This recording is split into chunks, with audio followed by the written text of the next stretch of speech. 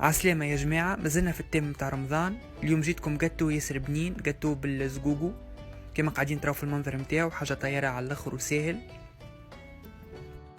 اول حاجة خذيت 3 كعبات عظم، حطيت لهم رشة ملح، كيس سكر، خلطهم شوي ببعضهم باش نحط 3 مغارف كبار متاع الزقوق والحاضر متاع بن قايد حسين، شطر كيس زيت، شطر كيس ماء، كيف زوز كيسين متاع فارينة، وساشي متاع ليفيغ شيميك. خلطت كل شيء مع بعضه حتى نتحصل على التكستور هذيك. صبيتها في الطبق متاع الفور، ومن بعد ما طابت على 180 طبعتها بالسيركل، حطيت من جنابات رودويت، سقيتها باش تبدا الجاتو متاعنا راويه.